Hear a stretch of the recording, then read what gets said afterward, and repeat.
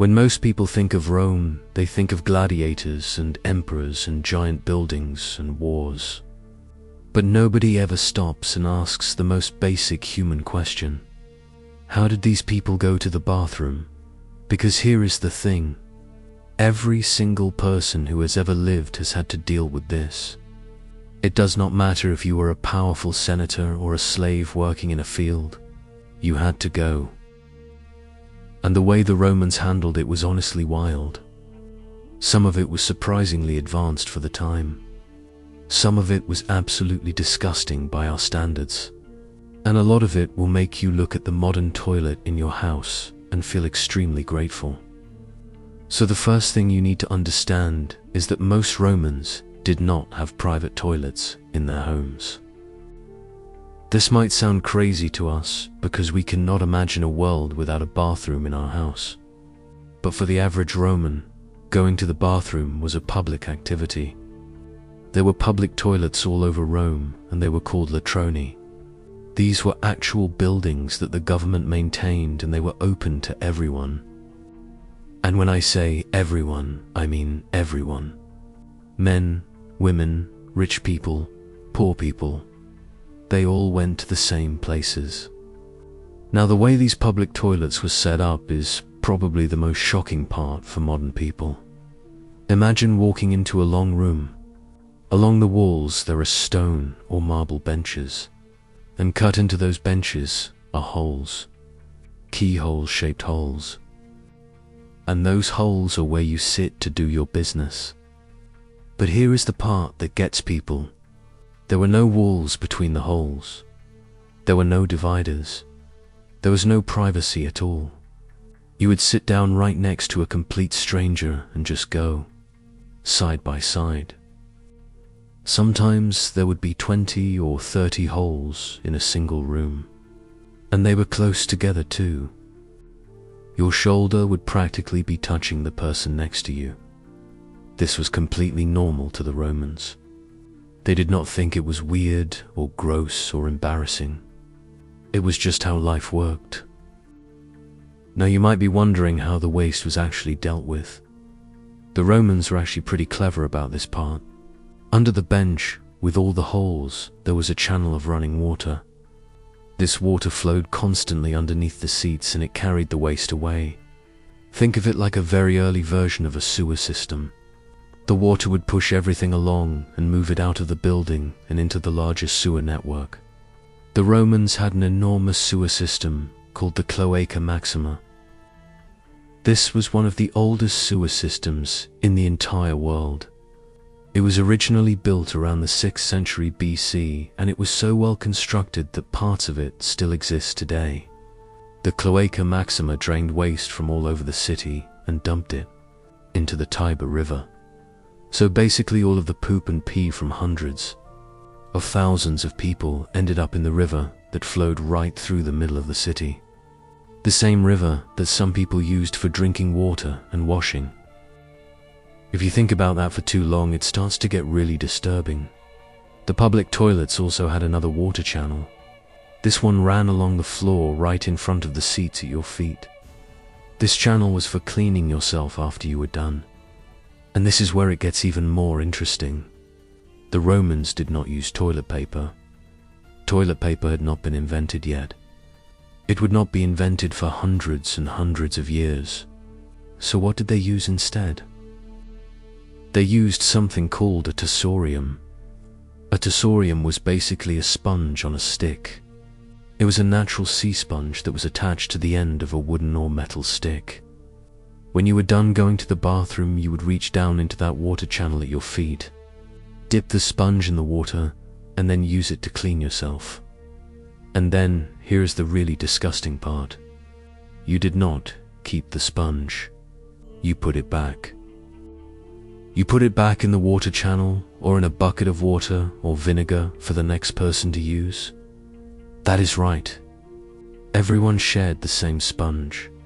You used it, rinsed it off, and left it for the person who came after you. By modern standards, this is absolutely horrifying from a hygiene perspective. But the Romans did not have germ theory. They did not know about bacteria. They had no idea that sharing a cleaning sponge could spread diseases. To them, rinsing it in water or vinegar was good enough. One of the most fascinating things about Roman public toilets is that they were social spaces. This is really hard for modern people to wrap their heads around, but going to the bathroom in Rome was not a private, embarrassing thing that you did alone and never talked about. It was actually a social activity. People would sit on those benches next to each other and they would talk. They would gossip. They would discuss business deals. They would catch up on the latest news. Politicians would even make deals while sitting on the toilet. Some historians believe that the phrase, "doing your business," actually comes from this Roman tradition of literally conducting business while on the toilet. The public latrines were meeting places in the same way that coffee shops or bars are meeting places today. You would go there not just because you needed to relieve yourself, but because you knew your friends or associates would be there and you could have a conversation.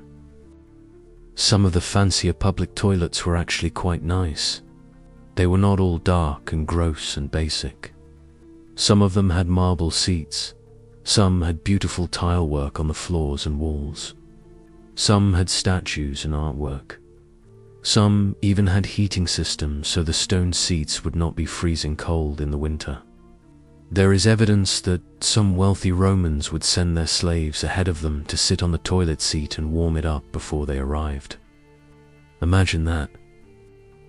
Imagine your entire job being to go sit on a cold stone toilet seat so that when your owner showed up, they would have a warm place to sit. That was a real thing that happened. The nicer latrines also sometimes had musicians playing to entertain the people while they did their business. So picture this scene. You walk into a beautifully decorated room. There is music playing. The marble seats are warm. You sit down next to a senator and you chat about the latest chariot race while you both go to the bathroom. That was a real Tuesday afternoon in ancient Rome. Now, I mentioned earlier that most Romans did not have private toilets, but some did. If you were wealthy enough, you might have a toilet in your home. But even private toilets were not like what we have today. A private Roman toilet was usually just a seat with a hole over a pit or a channel that connected to the sewer system. If you were really rich, your home toilet might be in a small room off the kitchen. And yes, that sounds gross, but there was actually a practical reason for it.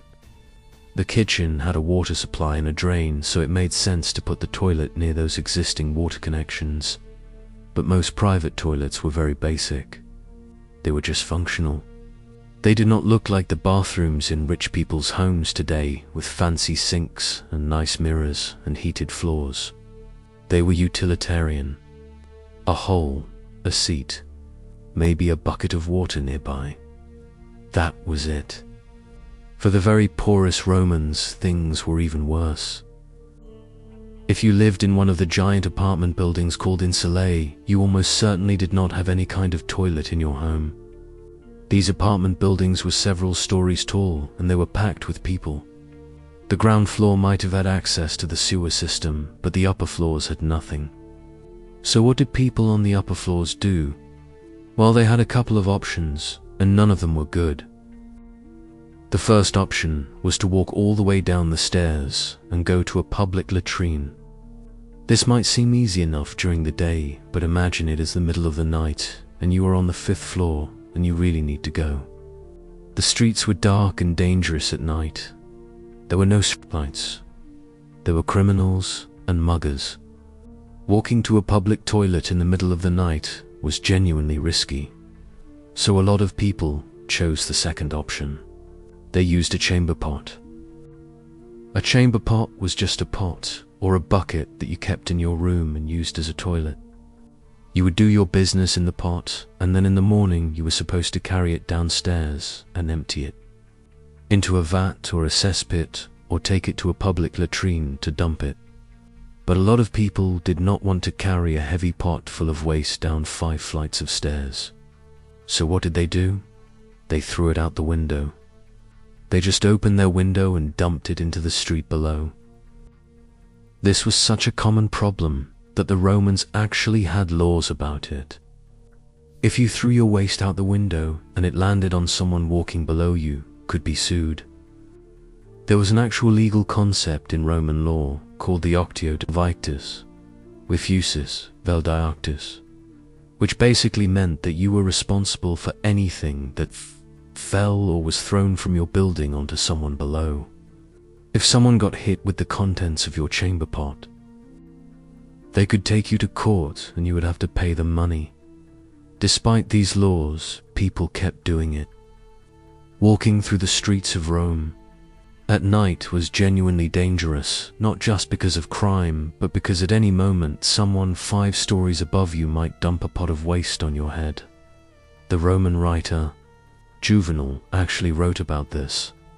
He described the dangers of walking through Rome at night and mentioned that you were foolish if you went out to dinner without first making your will, because a chamber pot could come flying out of a window at any moment. He was being dramatic about it, but there was real truth behind what he was saying. Now here is something that really surprises people. Urine was actually valuable in ancient Rome. It was collected and used for all sorts of things. There were actually large pots placed on street corners all over Rome specifically for people to urinate in. These were not hidden away in some back alley. They were right out in the open on busy streets. And they were there because urine was a commodity. It was collected and sold to various businesses. The biggest users of urine were the fullers. Fullers were the people who cleaned and processed wool and clothing. The Roman version of a laundromat, basically. And their main cleaning agent was human urine. This is because urine contains ammonia. When urine sits and ages, the bacteria in it produce ammonia, and ammonia is actually a pretty good cleaning agent. It breaks down grease and oils, and it can whiten fabric. So the fullers would collect huge vats of aged urine, and they would put dirty clothes into those vats, and workers would stomp on the clothes with their bare feet to work the urine into the fabric. This process was called fulling, and it was how Romans got their togas clean and white. So the next time you see a picture of a Roman in a beautiful white toga, just remember that it was probably cleaned in a tub of old pee. The urine trade was so big and so profitable that the Emperor Vespasian actually put a tax on it. He taxed the collection of urine from public urinals. His own son, Titus, thought this was gross and told his father so. Vespasian reportedly held up a gold coin that had been paid as part of the urine tax and asked his son if it smelled bad. When Titus said no, Vespasian replied with a phrase that became famous. He said, "Money does not stink." This saying is still used today in various languages to make the point that money is money, regardless of where it comes from. The Latin version of the phrase is pecunia non allet, and because of this famous story, the public urinals in Rome and later in other parts of Europe were sometimes called Vespasians. In France today, a public urinal can still be called a Vespasian, all because of that one emperor and his tax on pee. Urine was not just used for cleaning clothes. It was also used in the leather tanning process. Tanners would use aged urine to help prepare animal hides and turn them into leather. The ammonia helped soften the hides and remove the hair. Urine was also sometimes used as a teeth whitener. Some Romans would actually rinse their mouths with urine because they believed the ammonia would whiten their teeth. This sounds absolutely revolting to us, but it was a real practice. There are Roman writers who mention it. The poet Catullus made fun of a man from Spain for having bright white teeth and implied that he had been using urine as a mouthwash. Whether this practice was widespread or just something a few people did is debated by historians, but the fact that it happened at all tells you a lot about how differently the Romans thought about urine compared to how we think about it today. Let us talk more about the sewer system, because it really was one of the most impressive things the Romans built. The Cloaca Maxima. was originally constructed to drain the marshes between the hills of Rome. This was way back in the days of the Roman kings, before Rome was even a republic. Over the centuries it was expanded and improved, and eventually it became the main sewer line for the entire city. At its largest point, the Cloaca Maxima was big enough that you could drive a hay wagon through it. It was built with massive stone arches, and it was incredibly durable. The fact that parts of it still exist, more than 2,500 years later, tells you how well it was built. But having a big sewer did not mean that the system was perfect or even safe. The sewers were dark and they were full of rats and other vermin. There are stories of animals and even people being washed into the sewers and disappearing forever. There was also a very real danger that came from the other direction. Things could come up through the sewer openings into the toilets. There are accounts of rats and snakes coming up through the toilet holes in public latrines. Imagine sitting on the toilet and having a rat come up from below. There are also accounts of flammable gases building up in the sewers. The decomposing waste produced methane gas, and sometimes this gas would ignite. There are reports of fires and even explosions in the sewers that would send flames shooting up through the toilet holes. So sitting on a Roman toilet came with the very real, if rare, risk of having your backside singed by a fireball from below. Some public toilets had small altars or shrines to Fortuna, the goddess of luck, right next to the seats. This was partly because using the toilet was actually somewhat dangerous and people wanted divine protection while they did their business. There was even a specific goddess associated with sewers called Cloaca. She was the goddess who protected the sewer system. The Romans took their sewers seriously enough to give them their own deity. Not all of Rome was connected to the sewer system though. The Cloaca Maxima and its branches served the central parts of the city, but the outskirts and the poorer neighborhoods often had no sewer access at all. People in those areas used cesspits. A cesspit was basically just a big hole in the ground where waste was collected. When the cesspit got full, it had to be emptied by workers who did this job at night. These workers were called stercorari, which roughly translates to dung men. This was considered one of the lowest and most unpleasant jobs in Rome. The stercorari would dig out the cesspits and cart the waste away outside the city. Some of this waste was used as fertilizer on farms. So in a very direct way, the poop of Roman citizens ended up growing the food that fed Roman citizens. It was a cycle. A gross cycle, but a cycle. Now you cannot talk about Roman bathroom habits without talking about the bathhouses. The Romans were obsessed with bathing, and the public bathhouses called thermi were some of the most important buildings in any Roman city. These were not just places to get clean. They were enormous complexes that included exercise areas, swimming pools, hot rooms, cold rooms, warm rooms, gardens, libraries, food vendors, and more. Going to the baths was a daily ritual for many Romans. And it is important to understand that the Romans did not have soap in the way we think of it. They did not have bars of soap or liquid soap. Instead, they used olive oil. They would rub olive oil all over their skin and then use a curved metal tool called a strigil to scrape the oil off along with the dirt and dead skin. This was how they got clean. Wealthy Romans would have slaves do this for them. The slave would rub the oil on and then scrape it off. The baths were connected to the toilet situation in an important way. Many of the bath complexes had their own latrines. These were some of the nicer public toilets available. And because the baths used enormous amounts of water, the wastewater from the baths was often channeled to help flush the latrines. This was actually a pretty smart use of resources. The water that had already been used for bathing would flow through the toilet system and help carry waste into the sewers. It was an early form of water recycling, but the baths also had their own hygiene issues. The water in the pools was not chlorinated or treated in any way. it was just heated. And hundreds or even thousands of people would use the same pools every day. If even one person had an open wound or a skin disease, or just did not clean themselves very well before getting in the pool, they would contaminate the water for everyone else. Roman doctors actually wrote about diseases that people caught at the baths. The baths were wonderful, and they were a central part of Roman culture, but they were also basically giant petri dishes. The Roman military had its own toilet arrangements, and they were actually pretty organized. This makes sense because the Roman army was all about organization and discipline. When a Roman legion set up a camp, they would dig latrines as one of the first things they did. These latrines were long trenches dug at the edge of the camp, usually downhill from the main living areas, so that waste would not flow back toward the soldiers.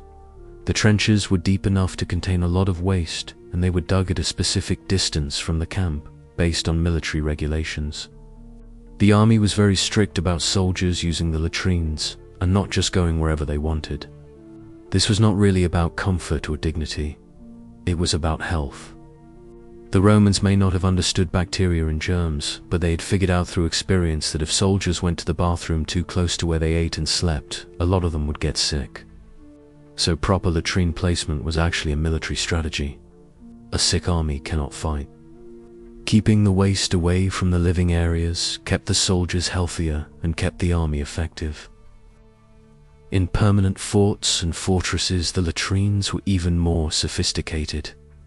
Archaeologists have found the remains of military latrines at sites like Housesteads on Hadrian's Wall in England. These latrines were proper buildings with stone seats over channels of running water, just like the civilian latrines in Rome. The military latrines could accommodate many soldiers at once, which was important because the army ran on a schedule and soldiers had limited free time. The waste from these latrines was flushed into drains that carried it away from the fort. At some sites, the drains emptied into nearby rivers or streams. At others, the waste was collected in pits outside the fort walls. The Roman military even had regulations about who was responsible for maintaining the latrines. Specific soldiers were assigned latrine duty, which meant they had to make sure the facilities were clean and functional. This was not a popular assignment, but it was considered an important one. What about big public events? What happened when 50,000 people were packed into the Colosseum watching gladiator fights? Did they all just hold it for hours? No, they did not. The Colosseum and other Roman amphitheaters and entertainment venues had their own toilet facilities. The Colosseum had latrines built into the structure. These were accessed through corridors under the seating areas. The waste from these latrines was flushed by the same water system that supplied the fountains and drinking water throughout the building. The Romans were actually very good at managing water in their large public buildings. Aqueducts brought fresh water into the city, and this water was distributed throughout the major buildings. After being used for drinking fountains and baths, some of this water was directed to flush the latrines. The system was gravity-fed, which meant it did not need any pumps or machinery. The water flowed downhill through carefully designed channels and did all the work on its own. This was Roman engineering at its best. Simple, practical, and effective. An important question that often gets overlooked is how women dealt with all of this. Most of what we know about Roman bathroom habits focuses on men because most Roman writers were men and they mostly wrote about men. But women had to go to the bathroom too, and they had some additional challenges. Many public latrines were shared by men and women, but some were separated. The evidence on this is mixed, and it probably varied from city to city and from one latrine to another. Women in Rome also had to deal with menstruation without any of the products that modern women have access to. There were no tampons or pads or menstrual cups. Roman women used pieces of cloth or wool that they washed and reused. Some may have used natural sponges similar to the tersorium used for cleaning after the toilet. Managing menstruation in a world without modern hygiene products and without private bathrooms must have been really difficult. It is one of those aspects of ancient life that we do not hear much about because the ancient writers mostly did not talk about it. But it was a reality for half the population. Nighttime bathroom trips were a particular challenge in Rome. As I mentioned earlier, the streets were dark and dangerous at night. There was no electric lighting. The streets were narrow and uneven. There were no police patrolling the neighborhoods. Going out to a public latrine after dark was genuinely risky. Most people used chamber pots at night. Even people who had access to private toilets during the day might use a chamber pot at night, rather than navigate through a dark house to find the toilet. Chamber pots came in all sorts of shapes and sizes. Some were simple clay pots. Some were more elaborate and decorated. Some were made of bronze or even silver for wealthy households. But no matter how fancy the pot was, you still had to deal with the contents the next morning. In wealthy households, slaves would empty and clean the chamber pots. In poorer households, you either carried it out yourself or you threw it out the window and risked a lawsuit. Another thing people never think about is how babies and small children were handled. There were no diapers, not in the way we think of them. Roman babies were swaddled, which means they were wrapped tightly in strips of cloth. These cloth wrappings would absorb some waste, but they needed to be changed frequently. Mothers and nurses had to wash these wrappings constantly. In wealthy households, slaves did this work. In poor households, it was just another burden on already overworked mothers. There were no washing machines. Everything was washed by hand in cold water. And remember, the primary cleaning agent for laundry was aged urine. So baby clothes were being cleaned in urine. The smell in a Roman household with a baby must have been something else entirely. Potty training was also different in Rome. There were no little plastic training toilets. Children simply learned by observation and imitation. They saw adults using latrines and chamber pots, and they eventually started doing the same. Roman writers do not tell us much about this process, which probably means it was just considered a normal, unremarkable part of raising children. The Romans were very superstitious people, and this extended to the toilet. Going to the bathroom was considered a vulnerable moment. You were exposed and in an awkward position, and the dark openings of the toilet were seen as potential gateways for evil spirits. Many Romans believed that demons or malicious spirits lived in the sewers and could attack you while you were sitting on the toilet. This is why, as I mentioned earlier, some latrines had small shrines or images of gods near the seats. People would say prayers or make small offerings before sitting down. The goddess Fortuna was popular in latrines because she could bring you luck and protect you from harm. Cloaca, the sewer goddess, was also honored.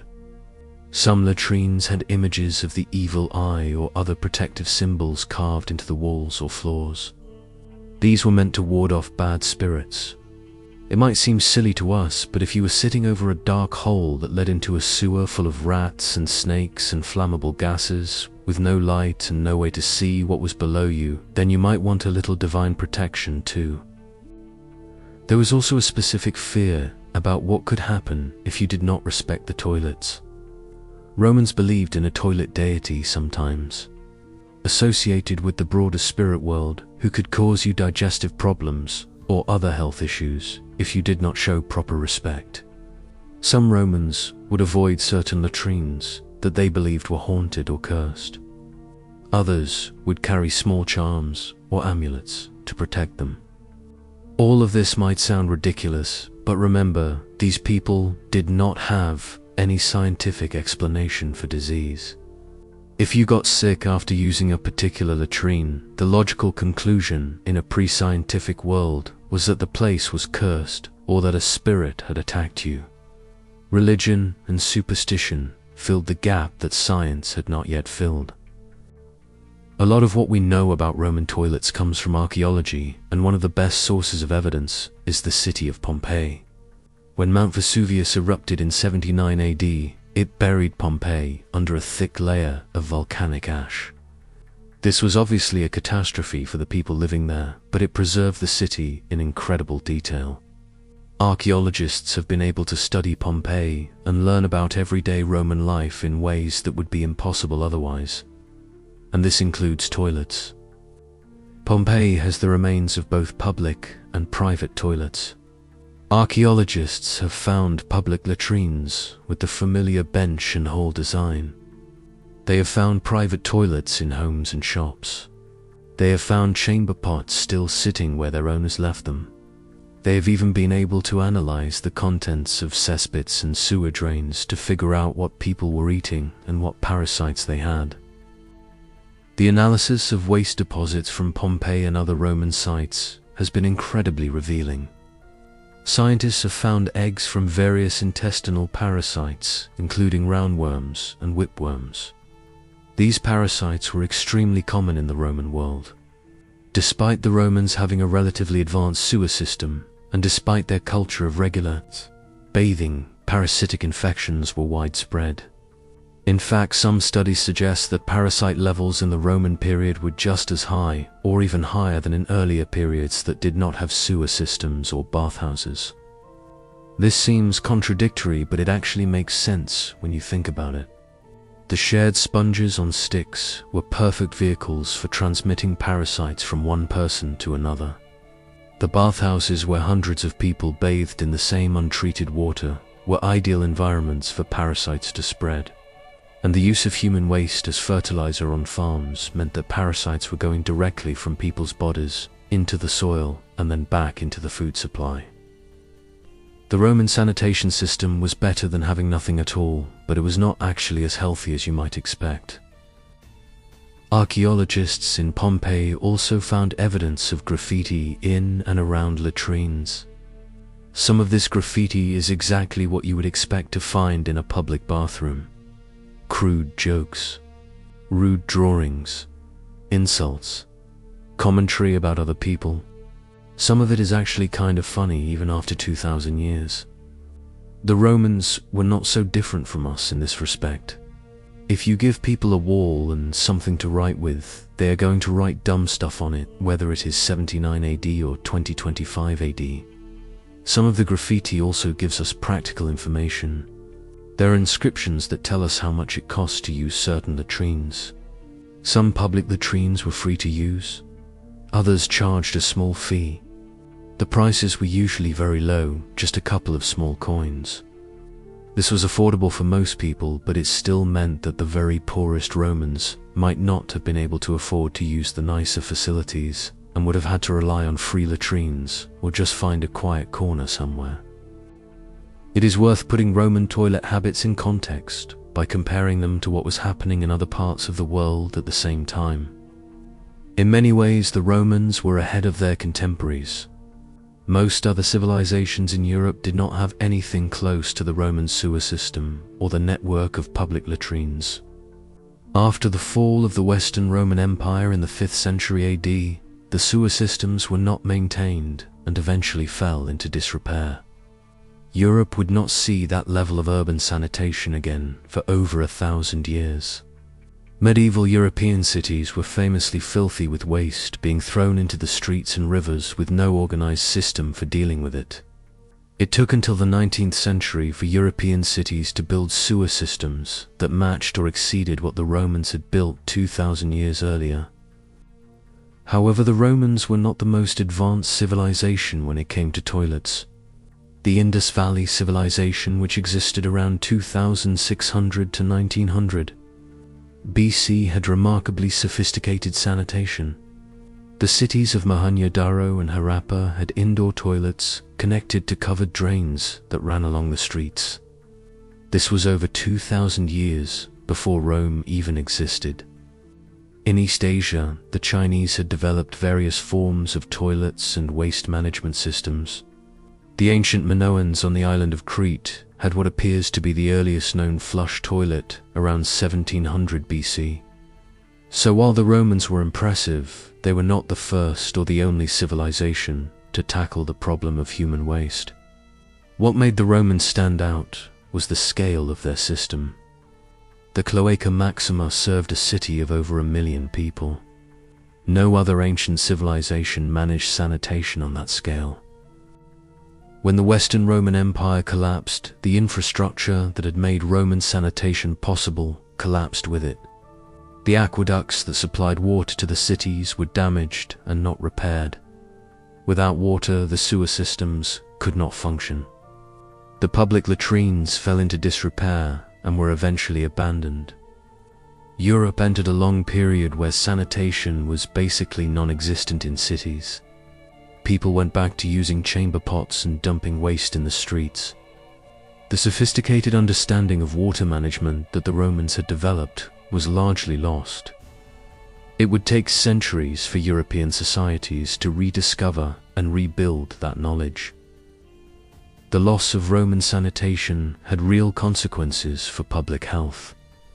Medieval European cities were ravaged by diseases that were spread in part by poor sanitation. Cholera, dysentery, typhoid, and other waterborne diseases killed millions of people over the centuries. The Black Death of the 14th century was primarily spread by fleas and rats, but the filthy conditions of medieval cities certainly helped it spread. It was not until the 19th century that people like John Snow in London began to connect disease with contaminated water, and that cities began building modern sewer systems. When those modern systems were built, the engineers actually studied Roman designs. The Romans had figured out many of the basic principles of sewage management centuries before anyone else in Europe, and when it was time to rebuild that knowledge, the Roman model was a starting point. There are a few more interesting details about Roman toilet habits that are worth mentioning. First, the Romans sometimes used broken pieces of pottery as toilet paper. These pieces, called persoi, were smooth enough to use for cleaning, and they were basically free since broken pottery was everywhere. Some of these pottery pieces have been found with the names of people scratched into them. Historians think that people would write the name of someone they disliked on the pottery and then use it as toilet paper as a kind of insult. So if you had an enemy in Rome, you could literally wipe your butt with their name. That is some next-level pettiness. Another interesting fact is that the Roman writer Pliny the Elder mentioned that sponges from the tersorium were sometimes used by people to commit suicide. There is a famous story about a Germanic prisoner who was being held by the Romans for use in gladiatorial games. Rather than fight and die for the entertainment of the Romans, he went to the toilet before the games and shoved the sponge stick down his own throat and choked to death. This story tells us a couple of things. First, it tells us that the conditions for prisoners were so bad that death seemed preferable. Second, it tells us that the sponge sticks were readily available and accessible even to prisoners. And third, it tells us that the sponge sticks were big enough to be a choking hazard, which gives us some idea of their size. The Romans also had a concept of public versus private that was very different from ours when it came to bodily functions. Urination in particular was not considered especially private. Men would urinate in public fairly openly. The large collection pots on street corners were not hidden away. They were right there on the main roads. The Roman attitude was practical. Urine was useful in collecting it, efficiently required making it easy for people to contribute. Privacy around bodily functions was much more of a modern Western development. The Romans would have found our obsession with bathroom privacy very strange, just as we find their openness about it strange. We need to talk about slaves, because they made up a huge part of the Roman population, and their experience with toilets was different from free citizens. Slaves in wealthy households were often responsible for all of the toilet-related tasks that their owners did not want to deal with. They emptied the chamber pots every morning.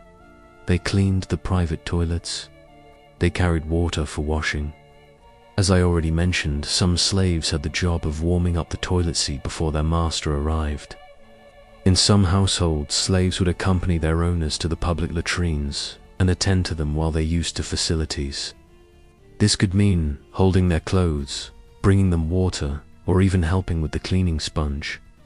The relationship between Roman slave owners and their slaves was incredibly intimate in ways that are uncomfortable to think about, and toilet duties were a big part of that. Slaves who worked on farms had it even worse. Agricultural slaves often had no access to any kind of toilet facility at all. They would go in the fields or in designated areas away from the main farm buildings. Their waste, along with animal waste, was collected and spread on the fields as fertilizer. These slaves were also the ones most likely to suffer from the parasites that came from using human waste as fertilizer. They were growing the food and being exposed to the parasites in the process, and then eating the food that had been grown in contaminated soil. It was a terrible cycle, and they had no choice in any of it. The conditions for slaves in Roman mines and quarries were even worse. These workers were often chained and had to relieve themselves wherever they were working. Sanitation was not a priority for people that society considered property rather than people. What about people who were traveling? Rome had an enormous road network that connected the entire empire. Thousands of people traveled these roads every day. Soldiers, merchants, messengers, families moving to new cities. When you are on the road for days or weeks at a time, the bathroom situation becomes a real practical concern. Along the major Roman roads, there were rest stops called mansiones and mutations. Mansiones were larger rest stops where travelers could stay overnight. They had beds, food, water for the horses, and yes, they had latrines. These roadside latrines were simpler than the ones in the cities, but they served the same basic function: a bench with holes over a pit or a channel. Mutations were smaller stops, mainly used for changing horses, but some of them had basic toilet facilities too. But many stretches of Roman road had nothing. You could travel for miles and miles without passing any kind of rest stop. In those situations, you simply found a spot off the road and went behind a bush or a rock. Roman travelers knew this was part of the deal, and they planned accordingly. Some travelers carried their own portable chamber pots or leather containers for emergency use. Soldiers on the march had even less privacy. When a Roman legion was on the move, it was a column of 5,000 men, plus support staff and animals stretching for miles along the road. When the column stopped for a break, men would step off the road to relieve themselves. When the army stopped for the night and set up camp, the latrines I described earlier would be dug. But during the actual march, there was no time for elaborate toilet arrangements. You just had to go quick and keep up with your unit. The entire Roman toilet system depended on water, and the Romans were masters of moving water from one place to another. The aqueducts of Rome are one of the most famous engineering achievements of the ancient world. At its peak, the city of Rome was supplied by 11 major aqueducts that brought fresh water from springs and rivers in the surrounding hills and mountains. This water traveled through a combination of above-ground arched structures, underground channels, and pressurized pipes. The total length of the aqueduct system serving Rome was over 250 miles. This water supplied the public baths, the drinking fountains, the private homes of the wealthy, and crucially, the public latrines and the sewer system. The amount of water flowing into Rome was staggering. Historians estimate that the aqueducts delivered somewhere between 200 and 300 million gallons of water to the city every day. That works out to about 200 gallons per person per day, which is actually more than what the average American uses today. Of course, not all of this water went to individual households. A lot of it went to the giant public baths and to industrial uses. But the point is that Rome had an enormous water supply, and this water supply is what made the entire sanitation system possible. Without the aqueducts, there would have been no running water in the latrines. Without running water, the waste would have just piled up. Without the sewer system to carry the waste away, the city would have been uninhabitable. The aqueducts were not just impressive feats of engineering.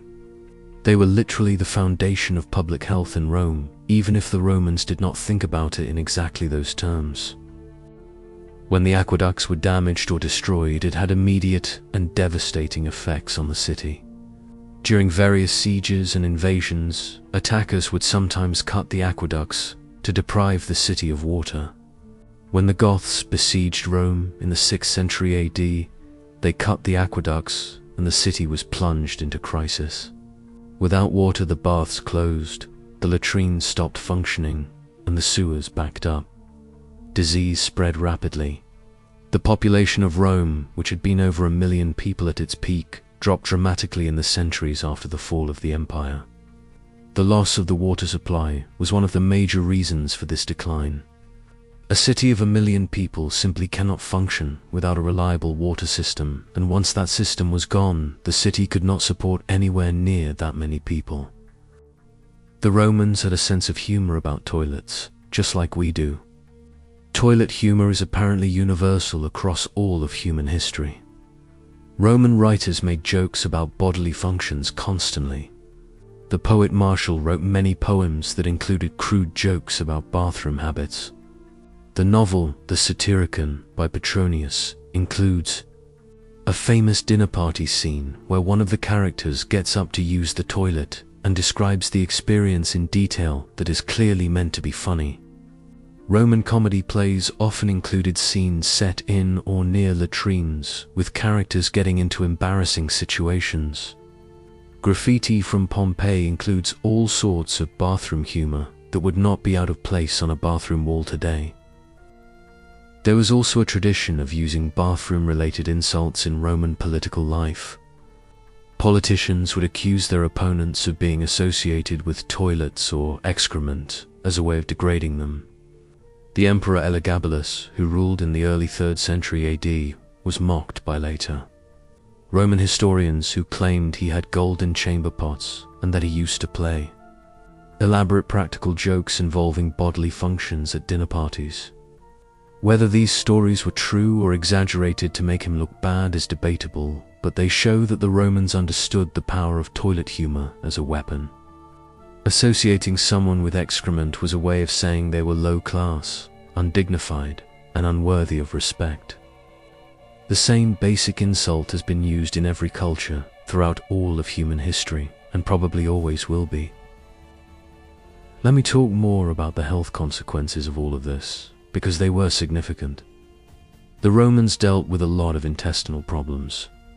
Diarrhea was extremely common. Dysentery, which is a severe form of diarrhea caused by infection, was a major killer. Intestinal parasites, as I mentioned, were everywhere. These parasites could cause chronic problems, including malnutrition, anemia, and fatigue. Roman doctors wrote about digestive problems frequently, which tells us how common they were. The famous physician Galen, who practiced medicine in Rome in the 2nd century AD, wrote extensively about digestive disorders and their treatments. His treatments included various herbal remedies, dietary changes, and sometimes more extreme measures like purging and bloodletting. None of these treatments addressed the underlying cause of the problems, which was usually contaminated water or food. The Romans did understand that cleanliness was important for health, but their understanding was incomplete. They knew that filth could cause disease, but they thought it was because of bad smells rather than because of invisible organisms. This belief is called miasma theory. The Romans thought that bad air and bad smells caused disease. This is why they valued the sewer system and tried to keep waste out of the streets. Not because they understood that waste contained bacteria and parasites, but because they thought the smell of waste was itself harmful. Miasma theory was actually the dominant theory of disease in the Western world until the 19th century, when germ theory was finally developed. So the Romans were not wrong to want to remove waste from their living areas. Their instinct was correct. They just had the wrong explanation for why it mattered. The legacy of Roman toilet culture is all around us, even if we do not realize it. Our modern sewer systems, are direct descendants of Roman designs. The basic principle of using running water to carry waste away from human habitation is a Roman principle. The idea that a city government should be responsible for managing waste and sanitation is a Roman idea. Even our word plumber comes from the Latin word plumbum, which means lead, because the Romans used lead pipes in their water systems. The next time you flush a toilet or turn on a faucet, you are benefiting from principles that the Romans established over 2,000 years ago. But the Roman story also serves as a warning. The Romans built an incredible sanitation system, but it had serious flaws. The shared sponges spread disease. The bathhouses spread disease. The use of human waste as fertilizer spread disease. The sewers emptied into the river that people drank from. Technology alone is not enough. You also need understanding. The Romans had the technology, but they lacked the scientific knowledge to use it in the safest possible way. It was not until modern science gave us germ theory and an understanding of how diseases actually spread that sanitation systems could be designed to be truly effective at protecting public health. It is also important to remember that the Roman Empire was huge and toilet habits were not the same everywhere.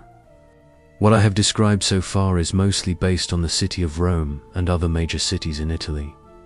But the empire stretched from Britain in the north to Egypt in the south, and from Spain in the west to Syria in the east. Different regions had different traditions and different levels of infrastructure. In the eastern provinces, where Greek culture was strong, the toilet traditions were somewhat different. Greek cities had their own long history of public sanitation that predated Roman influence. In Egypt, the Nile River played a central role in waste management, just as it did in every other aspect of Egyptian life. In the northern provinces, like Britain and Germany, the climate made outdoor latrines more uncomfortable, and the cultural traditions of the local Celtic and Germanic peoples influenced how Roman sanitation was adopted and adapted. In the province of Britannia, which is modern-day England and Wales, the Romans built their typical infrastructure, including roads, baths, and latrines.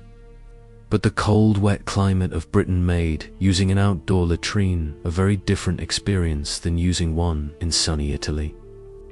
The stone seats would be freezing cold for much of the year. The water in the channels might freeze in winter. Archaeological evidence from Roman Britain shows that latrines in this region sometimes had more enclosed designs than their counterparts in warmer parts of the empire. They needed to provide at least some protection from the wind and rain. The fortress at Vindolanda near Hadrian's Wall has produced some of the most remarkable archaeological finds related to Roman daily life in Britain. Wooden writing tablets found at Vindolanda include letters and notes that mention all sorts of everyday concerns, including requests for supplies and complaints about conditions. While none of them specifically complain about the toilet facilities, you can imagine that soldiers from warmer parts of the empire were not thrilled about using an open-air latrine in the middle of a British winter. In North Africa, the Roman provinces had their own character. Cities like Carthage, Leptis Magna, and Timgad were major urban centers with all the facilities you would expect, including elaborate public latrines. The ruins of Leptis Magna in modern-day Libya include some of the best preserved Roman toilets anywhere in the world. The latrines there had marble seats and beautifully decorated floors. The warm, dry climate of North Africa has helped preserve these structures in remarkable condition. In Egypt, the Roman period saw a blending of Egyptian and Roman practices. The Egyptians had their own traditions of sanitation that were thousands of years old. Under Roman rule, these traditions continued alongside the introduction of Roman-style latrines and sewer systems. Archaeologists studying Roman Egypt have found evidence of both traditional Egyptian waste disposal methods and Roman-style facilities existing side by side. There was a whole economy built around waste in ancient Rome, and it is worth understanding because it shows how differently the Romans thought about what we consider trash. We already talked about the urine trade and the foolers, but waste management in general was a business.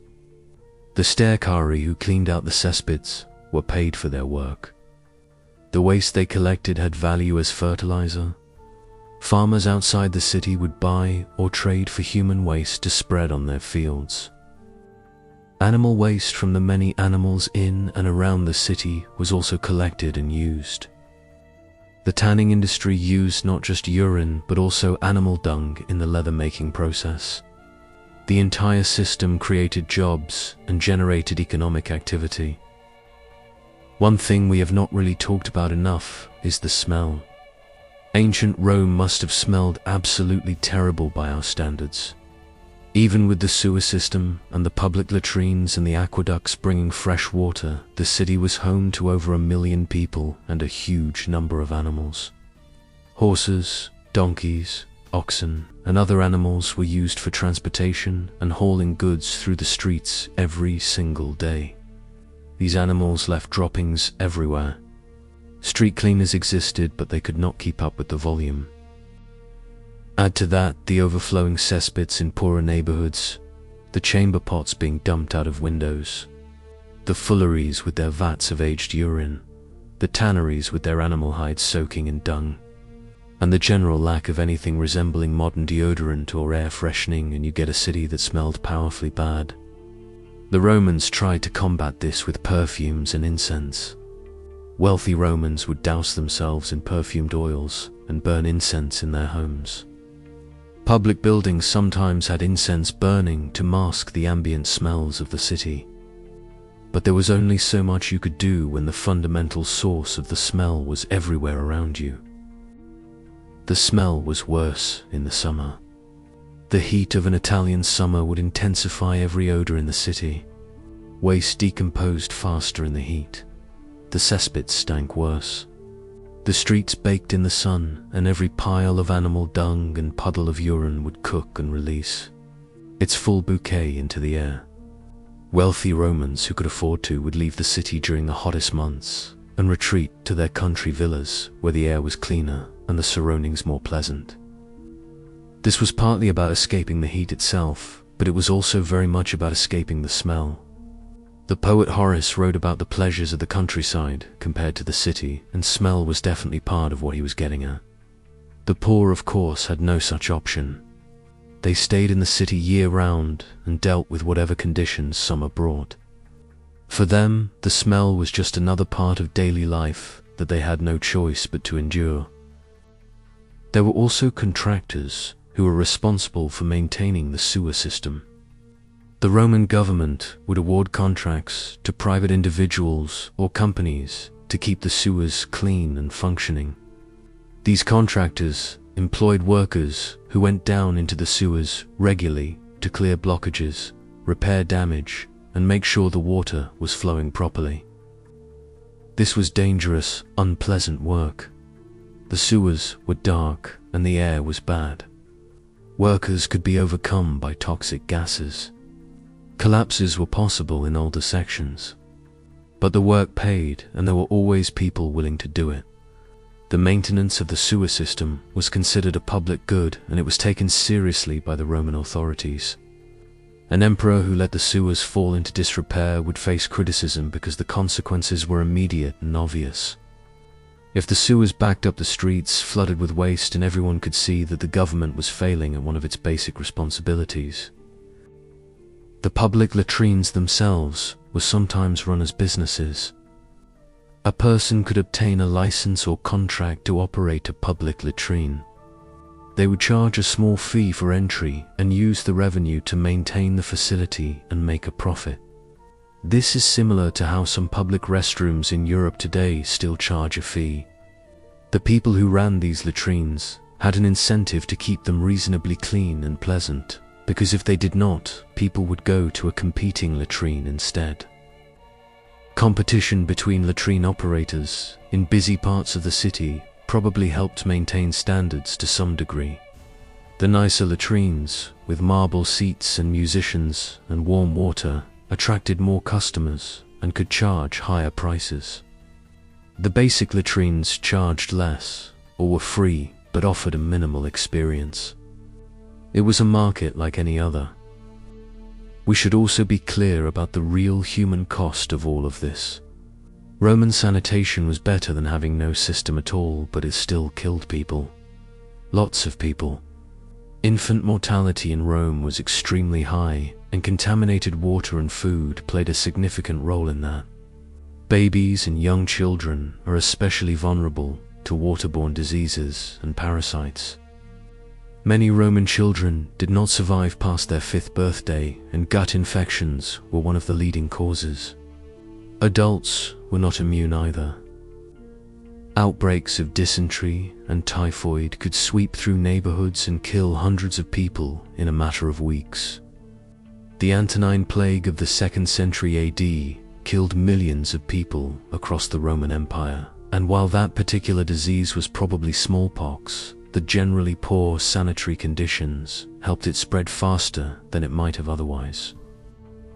Roman doctors tried their best to treat these illnesses, but they were working with an incomplete understanding of what caused them.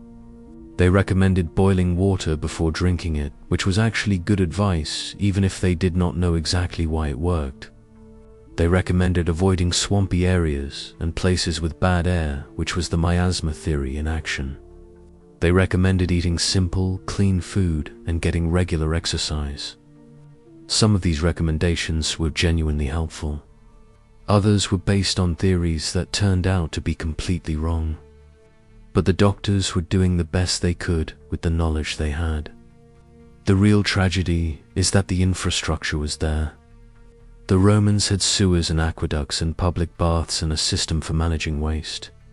They were so close to getting it right. If they had just known about germs and bacteria, they could have made their system truly effective. But that knowledge would not come for another 1800 years. So that is the story of how people went to the bathroom in ancient Rome. It was messy. It was social. It was surprisingly advanced in some ways and shockingly primitive in others. It involved shared sponges on sticks, taxis on urine, sewer goddesses, flaming toilet holes, and pottery with your enemy's name on it. It was disgusting and fascinating and very, very human. Because at the end of the day, no matter how powerful your empire is, or how big your army is, or how many countries you have conquered, everybody still has to go to the bathroom. The Romans just did it a little differently than we do. The truth is that studying something as basic and unglamorous as how ancient people went to the bathroom tells you more about their society than almost anything else. It tells you about their engineering capabilities. It tells you about their social norms and what they considered private or public. It tells you about their economy and what they valued. It tells you about their religious beliefs and their fears. It tells you about inequality, because the rich and the poor had very different toilet experiences. It tells you about gender, because men and women faced different challenges. It tells you about their understanding of health and disease.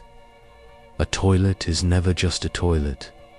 It is a window into an entire civilization. And honestly, after learning all of this, I think we should all be a lot more grateful for modern plumbing. The next time you walk into your bathroom and close the door behind you and sit down in complete privacy on a clean porcelain toilet with actual toilet paper and a flush handle that sends everything into a modern sewage treatment plant, just take a moment to appreciate how far we have come. Because 2,000 years ago, you would have been sitting on a cold stone bench, shoulder to shoulder with a stranger, using a shared sponge on a stick, while praying to a sewer goddess that a rat did not come up through the hole and bite you. 2,000 years of human progress gave you that private clean bathroom, and honestly, it might be the single greatest improvement in quality of life that humans have ever achieved. We spent a lot of time talking about technology and medicine and transportation, but clean, safe, private toilets changed the world more than almost any invention you can name. We really do have it good. Anyway, that is it for this one.